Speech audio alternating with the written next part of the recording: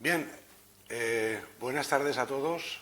En primer lugar, me gustaría darle las gracias a la organización de, creo que es el 15 Congreso del Trastorno, de la Asociación Valenciana de Trastorno Bipolar. Darle las gracias especialmente a los organizadores que siempre me llaman para estos eventos bianuales que organizáis. Y también me gustaría disculparme por no poder estar hoy con vosotros en Elche debido a una especial situación personal. Hablé precisamente con Joan y Isabel a propósito de esta imposibilidad mía de estar en Elche y planeamos hacer este año una novedad, una novedad 2.0, ¿no? En el sentido de poder realizar un vídeo que luego podéis visionar ahí en Elche el sábado próximo. De manera que reitero mi agradecimiento por un lado y mis disculpas por otro. Hace algunos años también se me propuso hacer una conferencia relativa a la psicología de la felicidad. Y este año, pues, Isabel me pidió que hiciera un revival, una puesta al día de aquella conferencia que ya hace al menos 12 años. De manera que, un poco para darle gusto a los organizadores y a los que estéis ahí en Elche, pues he preparado un speech que he llamado con este título que me sugirió precisamente la organizadora del evento, sobre si es posible ser feliz en tiempos de crisis.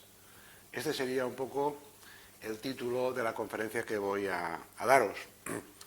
Y es un tema que he revisado desde hace mucho tiempo, que estoy persiguiendo este asunto de la felicidad y de las crisis y de los ciclos económicos y su relación con la felicidad de los sujetos humanos. Y un poco lo que pretendo es, pues, exponeros mis conclusiones sobre esta cuestión, ¿no? Lo cierto es que, como decía Séneca, todos los hombres aspiramos a la felicidad. O sea que esto de pretender ser felices es algo que está muy ligado a lo humano, a la hominización, ¿no? Y Séneca también solía decir que el problema era que todo se ensombrecía cuando pretendíamos explicarla, es decir, que todos perseguimos la felicidad pero no sabemos muy bien eso de la felicidad que es, ¿no?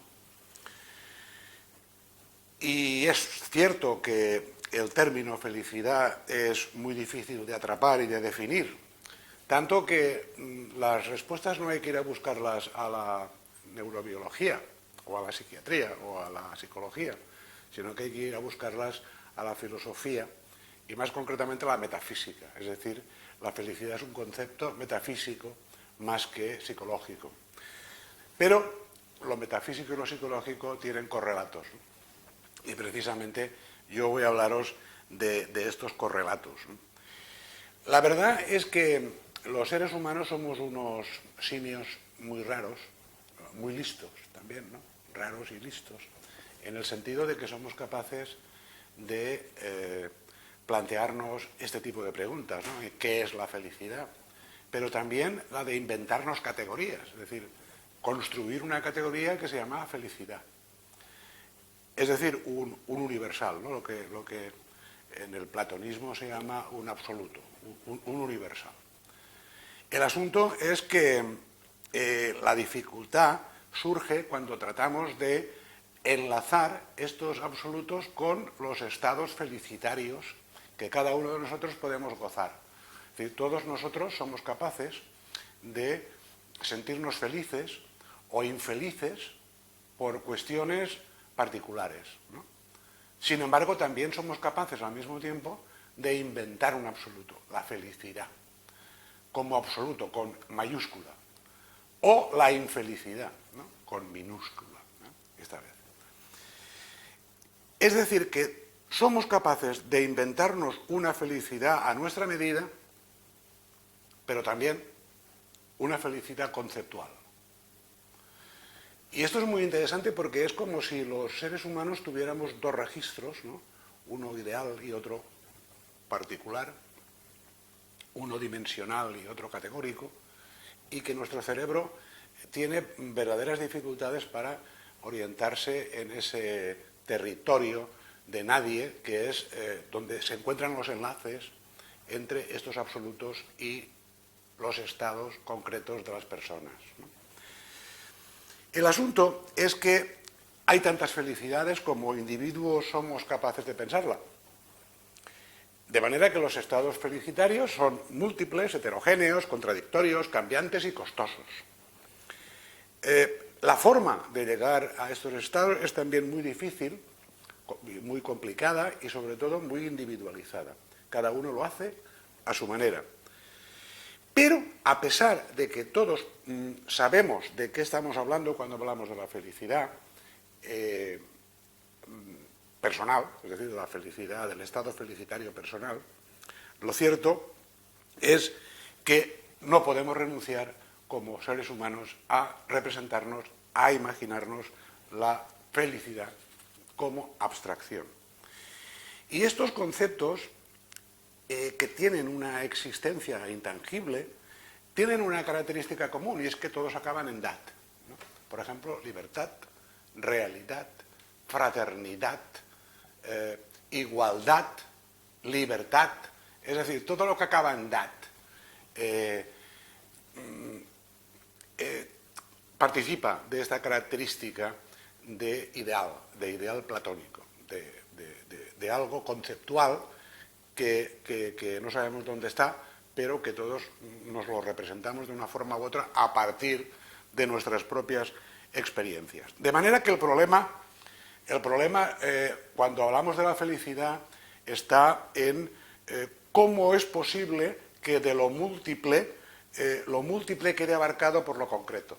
Es decir, cómo es posible que usted pueda ser feliz yendo a ver el Barcelona o el Madrid o el Betis o el Sevilla y que eso le proporcione, si su equipo gana, una enorme felicidad, mientras que a otros la felicidad consista pues, en correr una carrera de fondo o en comerse un apetitoso banquete o en el ayuno, que es otra forma de alcanzar la felicidad a través de mecanismos inusuales, ¿no?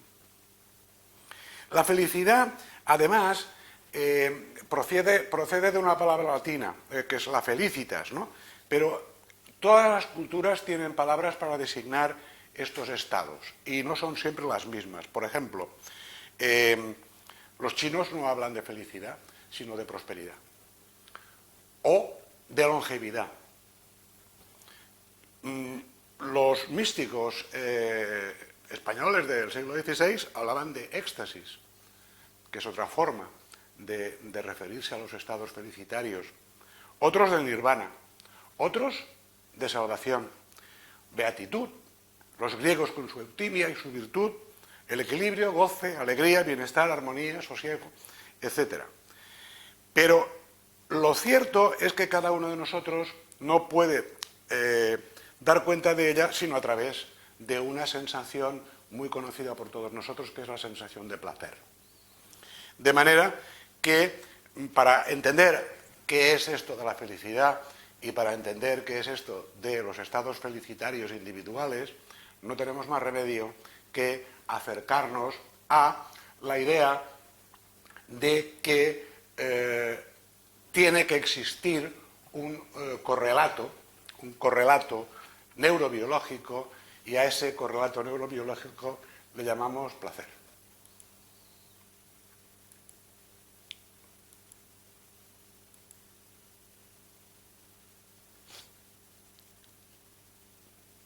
Lo interesante de la neurobiología del placer es que se encuentra representada a través de un soporte que, para entendernos, le llamaremos la vía dopaminérgica. La vía dopaminérgica es lo que se conoce en neurobiología la vía de la recompensa-placer, ¿no?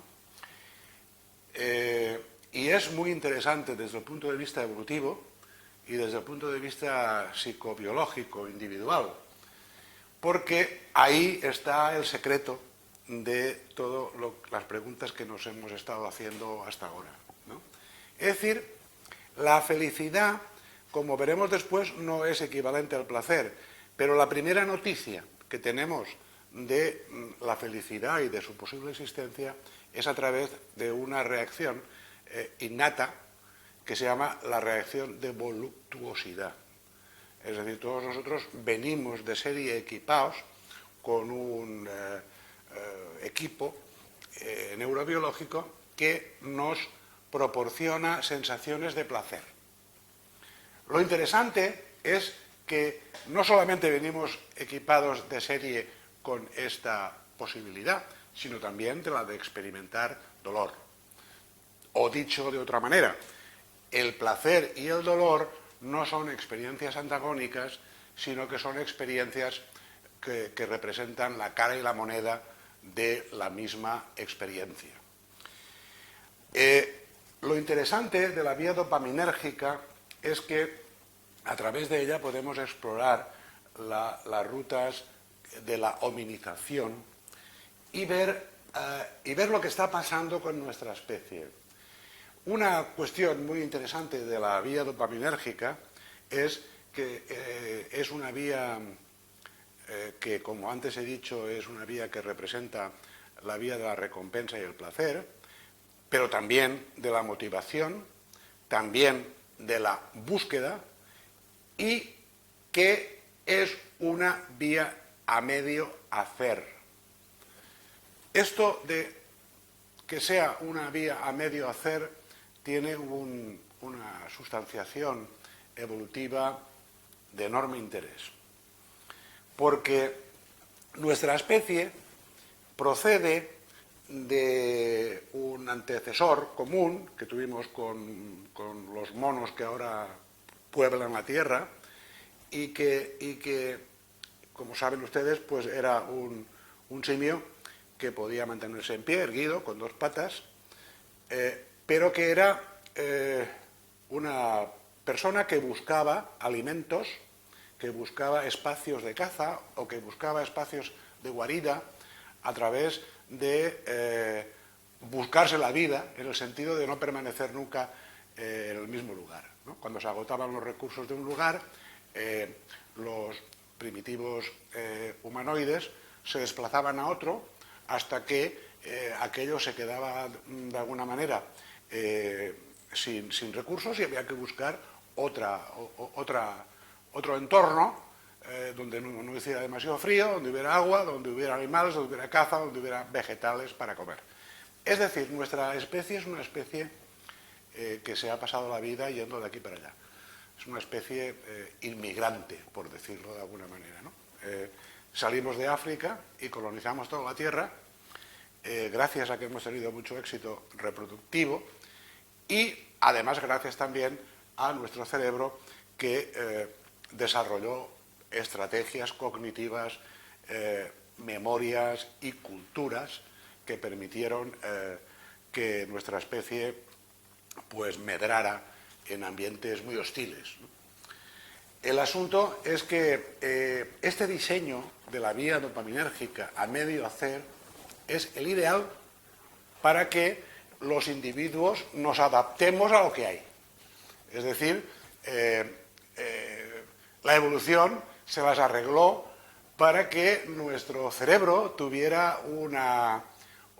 estuviera relacionado con los inputs del medio ambiente. De manera que si en el medio ambiente no hay comida, nos vamos. Y si en el medio ambiente hay exceso de comida, nos quedamos. Si hace mucho frío, buscamos una guarida mejor. Si hace mucho calor, nos vamos a otro sitio. De alguna manera, nos regulamos en función del medio ambiente. Y eso sucede porque la vía dopaminérgica está sin hacer, porque si estuviera completa, pues seríamos todos felices. Ahí donde estamos, como los monos, ¿no?, que nos han movido de su entorno, y por eso se están extinguiendo. Es decir, todos los simios de la Tierra se están extinguiendo porque sus hábitats se están despoblando de recursos, ¿no? Nosotros hemos tenido más éxito y hemos poblado desde los glaciares de la Antártida, ¿no?, hasta los desiertos de África. Es decir, somos una especie con mucho éxito, hemos tenido mucho éxito reproductivo y hemos tenido mucho éxito intelectivo. Y por eso hemos sobrevivido. Pero, aparte de que la vía dopaminérgica es una vía sin hacer, es una vía que tiene mucho que ver, como antes os decía, con el asunto del placer y la recompensa y también la adicción, como luego hablaremos, ¿no? La vía dopaminérgica, como podéis ver en esta diapositiva, sale de aquí. Es una carretera muy larga que tiene varios ramales y voy a hablaros sobre todo de 4 ramales. Este de aquí, que es la vía tuberoinfundibular, esta vía es una vía endocrina, es la que secreta la prolactina y tiene que ver con el amamantamiento. Fíjense ustedes qué especialidades tan diversas tiene la dopamina, en el sentido de que en unos lugares hace un efecto y en otros lugares hace otro efecto. Es decir, la dopamina aquí abajo, en el sistema reptiliano de aquí, donde pone 4, tiene una función endocrina relacionada con el amamantamiento, pero aquí abajo, aquí abajo, en la vía nigroestriatal, pues tiene otra función, que es la función relacionada con el movimiento. Es decir, la dopamina aquí abajo tiene una función relacionada con el movimiento que todos podemos apreciar en las averías del Parkinson. Es decir, en el Parkinson, ¿qué es lo que pasa? Que falta dopamina aquí. No es que falta dopamina aquí, pero no aquí. Allí donde, digamos, falta la dopamina, falta la gasolina que mueve esta carretera, pues suceden unas cosas u otras. Luego hay una tercera autopista, que es la autopista mesolímbica, que tiene que ver con las emociones. Es decir, la dopamina regula nuestros gustos, o por así decirlo, regula nuestros placeres. Y luego veremos que esto es muy importante porque no todo el mundo entiende como placer lo mismo, ¿no? A pesar de que hay placeres que son universales, ¿no?, como comer o copular, pues los seres humanos hemos ido inventando placeres nuevos que algunos adoran como ídolos, ¿no?, mientras que a otros les dan completamente lo mismo, ¿no? Es decir, que hay un aprendizaje individual sobre el placer que se hace precisamente aquí en el sistema límbico, que es, como sabéis, el centro del placer. Básicamente, el centro del placer es el núcleo accumbens, que es donde se decide acerca de qué cosas son las que nos gustan y qué cosas son específicamente las que vamos a buscar cuando buscamos placer, ¿no? Y por último, la vía mesocortical, que es esta parte de aquí, la más nueva desde el punto de vista filogenético. Como veréis, estas autopistas son las autopistas más largas, y todo pareciera indicar que la evolución va en la dirección de prolongar estas autopistas de modo que la dopamina nos informe más y mejor de cuáles son las cosas que nos gustan y por qué, ponerles nombre. Por ejemplo, a la conferencia que estoy dando yo le hemos puesto un nombre, ¿no?, que es es posible ser feliz en tiempos de crisis, ¿no? Esto lo hace la corteza cerebral a través de estas vías que intentan conectar los placeres que todos conocemos a través de la experiencia con ideas que tienen un nombre, que tienen unas palabras que lo nombran y que aluden a conceptos más generales, conceptos filosóficos o conceptos neurobiológicos o como fuere. Pero el placer tiene un problema.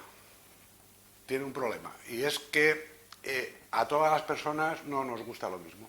Es decir, personas que les gusta la cocaína, las drogas, ¿no? Y hay personas que las drogas pues les repugnan, ¿no? A unas personas les gusta mucho comer y a otras personas les gusta mucho ayunar. A unas personas les gusta mucho el sexo y a otras personas se tienen como asco, ¿no? Hay un poco de todo. En el mundo del Señor tiene que haber de todo para que la gente se encuentre, ¿no? ¿Esto cómo se explica entonces? Es decir, ¿cómo es posible que una especie como la nuestra, que ha desarrollado todo este sistema de búsqueda, placer, recompensa, se halle metida en este lío en el que no nos ponemos de acuerdo sobre aquello que nos hace felices? Bueno, precisamente porque existe una vía mesocortical que pone nombre, que etiqueta, que pone prohibiciones, que pone inhibiciones, que pone tabúes, que pone fobias, que pone nombre a las cosas. De manera que nos podemos encontrar incluso con placeres incomprensibles, en el sentido de que para la mayor parte de la gente no son placer, o incluso aversivos, cosas aversivas, y sin embargo para otra clase de gente pues les encanta, ¿no? Eso pasa con las películas, y pasa con la música, y pasa con casi todo, ¿no? Hay experiencias que son aversivas para unos y placenteras para otros. Bueno, esto se explica a través de un mecanismo que se llama saliencia y que tiene que ver con los aprendizajes emocionales que hacemos a través de la vía mesolímbica. Es decir, en la vía mesolímbica lo que sucede es que existe un derroche de dopamina cuando nos encontramos con algo que nos da placer. Pero solo cuando ese placer coincide con lo que a nosotros nos resulta placentero. O dicho de otra manera, el núcleo accumbens sería una especie de órgano destinado a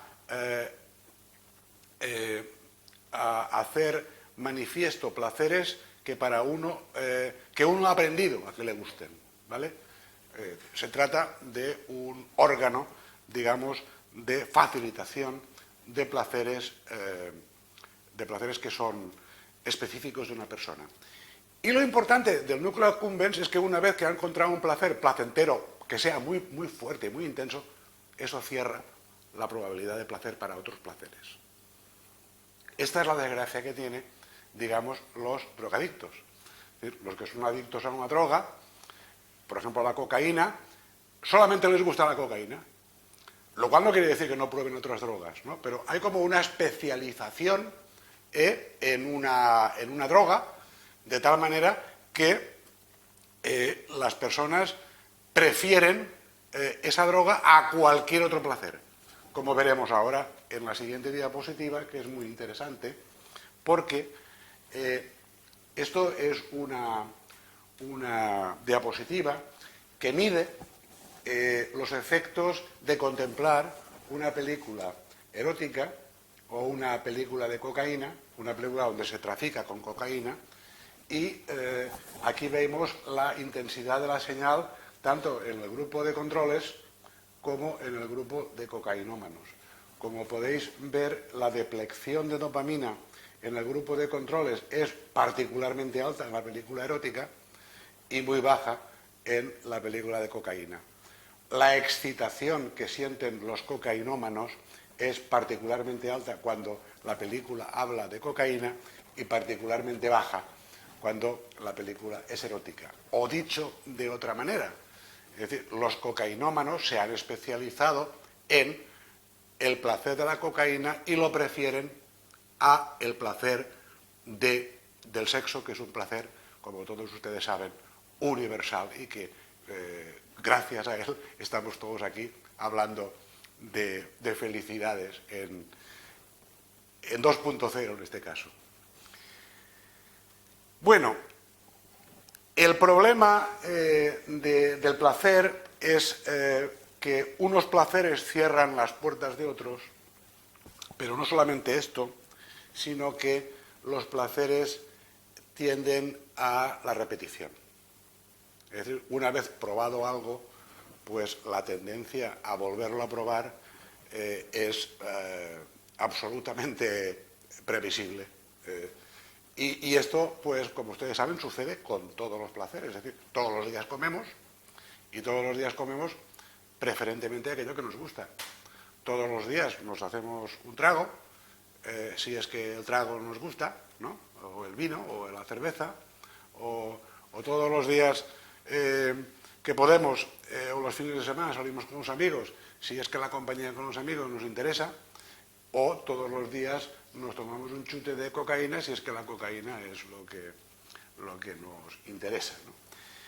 Es decir, que la tendencia a repetir la experiencia felicitaria es precisamente lo que determina y identifica una experiencia felicitaria de una experiencia aversiva, ¿no? Lo aversivo no se repite, ¿no? El asunto es que no hay adicción, entonces, sin repetición y no hay adicción sin placer. Es decir, todo aquello a lo que nos hacemos adictos es porque nos da placer. Y si no hubiera placer, no habría adicción. El asunto es que la vía dopaminérgica es no solamente una vía de búsqueda de placer y de recompensa, sino la vía que sostiene precisamente todo tipo de adicción, sea química o sea conductual. Es decir, todo aquello que da placer se encuentra representado en la vía dopaminérgica mesolímbica, en ese centro de mando que llamamos núcleo accumbens, que es de alguna manera el que regula los placeres y la búsqueda de estos placeres. Pero la cosa no termina aquí, sino que esta diapositiva de la película erótica y la película de cocaína nos indica además otra cosa. Y es que no hace falta ir a comprar la cocaína. No hace falta tomar la cocaína para tener una deplección de dopamina. No hace falta. Basta con ir a comprarla, o basta con imaginar que uno va a comprarla, o basta con verla en la tele. Es decir, lo imaginario tiene tanta importancia en el placer como lo real. Porque el cerebro nuestro es bastante tonto y de alguna manera no sabe discriminar lo que nos imaginamos de lo que hacemos, ¿no? Y de alguna manera basta, precisamente porque tenemos una vía dopaminérgica mesocortical y podemos administrarla a placer con etiquetas y palabras, es precisamente por eso por lo que somos capaces de anticipar y nuestro cerebro reacciona con deplección de dopamina aun cuando lo estamos anticipando y no estamos esnifando la droga. Esta es un poco la idea, ¿no? La idea es de que el cerebro humano es capaz de representarse el placer, de que todos los placeres tienden a la repetición, de que precisamente porque tienden a la repetición existe la adicción y todo esto se encuentra representado en la vía dopaminérgica de nuestro cerebro, que como habéis visto antes, pues es una vía larga, una vía corta, una vía metabólica, una vía emocional y una vía relacionada con el movimiento. Ahora bien, de todo lo que hemos dicho hasta ahora hay un corolario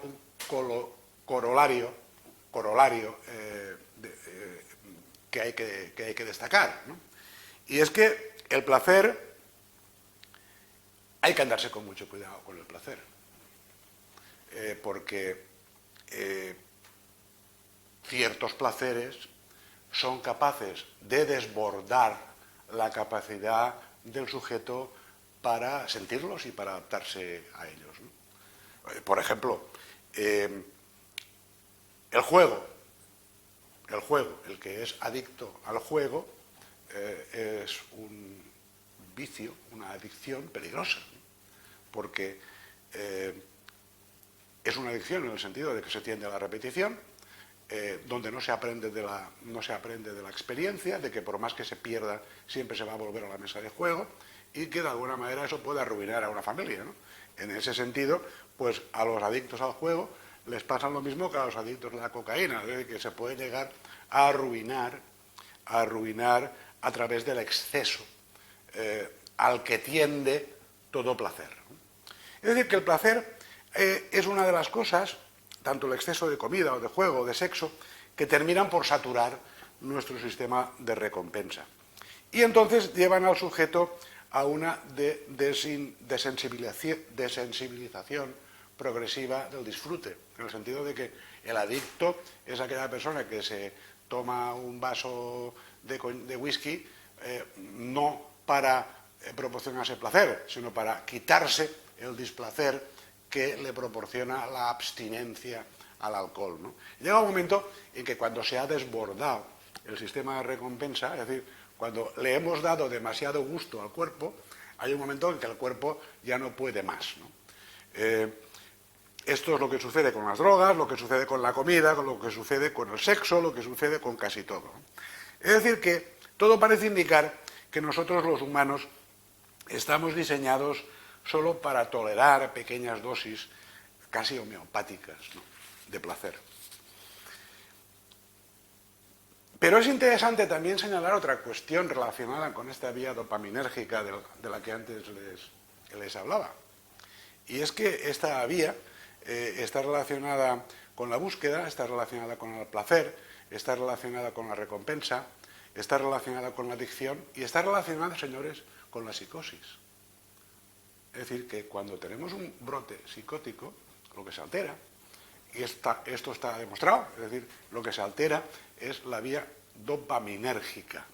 Es decir, parece que hay una relación entre psicosis, placer y adicción. Y es muy interesante porque todo esto tiene consecuencias evolutivas interesantes, ¿no? Porque pareciera como si la hominización, es decir, la adquisición de estas inteligencias que los humanos hemos desarrollado, tuviera mucho que ver con la capacidad para proporcionarnos placeres más allá de lo que podamos tolerar, ¿no? O dicho de otra manera, y me gustaría ahora nombrar a Freud para recordar uno de sus escritos más importantes, que es Más allá del principio del placer, ¿no? Es decir, Freud pensaba que esto de lo que estamos hablando ahora no es placer, sino es algo que se sitúa más allá del principio del placer, es decir, de la muerte, más cerca de la muerte que del placer. Y es por eso que Eros y Thanatos son hermanos y de alguna manera participan de la misma función. Todo lo que desborda a Eros se convierte en Thanatos y todo lo que desborda a Thanatos se convierte en Eros, ¿no? Es decir, que yo creo que el maestro Freud tenía razón cuando intuyó que detrás de esa búsqueda excesiva de placer se escondía esa vieja dama armada de guadaña, ¿no?, que llamamos la muerte. Bien, de todo lo que acabo de contaros, hay una cosa que se desprende de toda esta cuestión, y es que la felicidad y el placer no tienen nada que ver, ¿verdad? Es decir, pareciera que los estados felicitarios individuales con los que cada uno de nosotros buscamos de vez en cuando o nos topamos con ellos por la calle, ¿no? Pues bien, está bien, pero que nos proporcionan placer, pero que esto no es la felicidad, ¿no? Bueno, pues si esto no es la felicidad, entonces, señores, ¿la felicidad qué es? ¿No? Y precisamente me gustaría ahora abordar este asunto que también estaba en el título de la conferencia, que os recuerdo que decía: ¿es posible ser feliz en tiempos de crisis? Bueno, pues para eso ya hemos definido el placer, hemos definido los estados felicitarios, y ahora vamos a ir un poco más lejos y vamos a meternos un poco en metafísica, ¿no? ¿Qué es esto de la crisis, ¿no? O sea, ¿qué demonios quiere decir la crisis? Bueno, la crisis quiere decir la discontinuidad, una experiencia personal que tiene que ver con la discontinuidad. Y la discontinuidad quiere decir que está en nuestra esencia, es decir, nosotros somos seres discontinuos. Discontinuos quiere decir que yo estoy aquí y ustedes están allí, y que no hay manera de que ustedes puedan estar en mi mente o yo en la suya, ¿no? Hay un espacio de discontinuidad. Pero no solamente en el espacio interpersonal hay una discontinuidad, sino que además la experiencia humana es una experiencia discontinua, en el sentido de que tenemos duelos, tenemos rupturas biográficas, cambios de domicilio, cambios de amistades, cambios de pareja, de profesión, de ocupación, nos exilian, nos discriminan, nos humillan, nos traicionan, nos abandonan. Eso es la vida. Eso es la vida. O dicho de otra manera, la vida es una secuencia continua de estados de displacer, de estados de infelicidad. Es decir, que nuestra vida está presidida por crisis. Luego, si está presidida por crisis, amigos, pues no tenemos que aspirar a una vida de beatitud extrema. Es decir, tenemos que adaptarnos a lo que hay, adaptarnos a las crisis, adaptarnos a los estados deficitarios, sean estos los que sean. Porque paradójicamente no podríamos hablar de felicidad si no supiéramos lo que es la infelicidad. Y todos nosotros sabemos lo que es la infelicidad. Y todos ustedes saben lo que es la infelicidad. Y el displacer, y el dolor. Eso sí que lo saben, seguro. Y seguro que su dolor, su infelicidad o su displacer es muy parecido al que sienten los demás. Es decir, hay algo que nos une. Hay algo que nos une.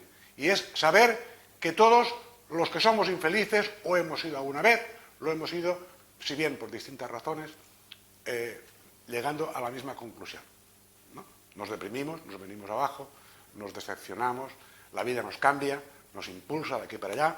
De alguna manera, la experiencia de infelicidad es común a toda nuestra especie, ¿no? Es lo mismo que pasa con la libertad. Es decir, todos sabemos lo que es la falta de libertad. No sabemos lo que es la libertad, pero sí que sabemos lo que es su falta, ¿no? El que está en la cárcel sabe muy bien lo que es la libertad. El que no está en la cárcel, pues se lo puede imaginar como quiera, pero no está sometido a ese déficit de libertad que tienen los cautivos, ¿no? en la cárcel. Es decir, que todos estamos expuestos a la felicidad ni al dolor. Pero la felicidad, diga lo que diga Punset en sus libros, no es reducible ni al placer ni al dolor. Hay algo más ahí, ¿no? Tampoco es reducible a sonreír, ¿no? Como dicen algunos ingenuos. Sonríe todo el tiempo, sonríe, que puedes cambiar el mundo a través de tu mirada. Esta es una idea muy New Age, una idea que todo el mundo sostiene, pero que es falsa. Ya pueden ustedes sonreír, ya. Todo lo que quieran. Que por ahí no es. Por ahí no es. Y diga lo que diga Punset en su libro El viaje a la felicidad, que no les recomiendo que lo lean. La felicidad, amigos, es un intangible. Y no es una agencia de viajes, ni es un manual de preceptos o ejercicios para hacer en casa. No se trata de eso. No se trata de eso. Es un concepto filosófico y no es un concepto fisiológico. Entonces, estamos obligados a habitar ese intersticio que forma la felicidad conceptual con nuestra experiencia personal de felicidad. Lo cual nos da una pista de por dónde van los términos de la felicidad. La felicidad no se nace. La felicidad se hace, es decir, se construye. Cada uno tiene que construir la suya. Construir la suya en base a sus propias experiencias de placer y de dolor. Si no tuviéramos experiencias de placer o dolor individuales y subjetivas, no podríamos construir, no podremos nunca construir una categoría abarcadora de ambas que llamaremos felicidad. Para algunos la felicidad tiene mucho que ver con la ausencia del dolor, como decían los griegos, ¿no? Esto es una definición negativa. Pero los griegos, a su vez, Demócrito inventó una palabra que aún usamos hoy, sobre todo los bipolares la conocéis bien, que es eutimia. Y la eutimia es una experiencia felicitaria de sosiego virtuoso. Es decir, la virtud griega, la virtud que para lo que los griegos llamaban la virtud, era en realidad la eutimia que Demócrito proclama y que nosotros ahora usamos en terminología clínica, es decir, para explicar cuando una persona no está ni maníaca ni depresiva, entonces decimos que está eutímica, pero esto no es la eutimia.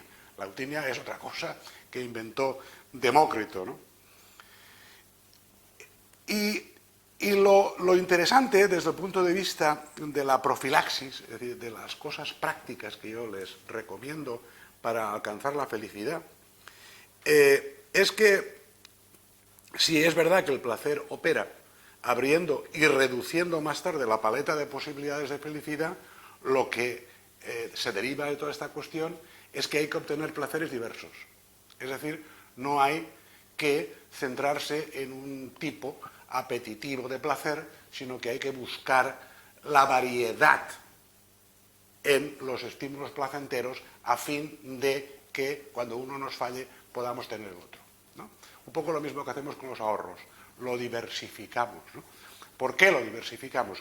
Pues si un banco quiebra, como ahora pasa o está a punto de pasar con el sistema bancario español, que el otro pueda servirnos de garante de nuestros ahorros. Es decir, que no hay que fiarlo todo a una única inversión.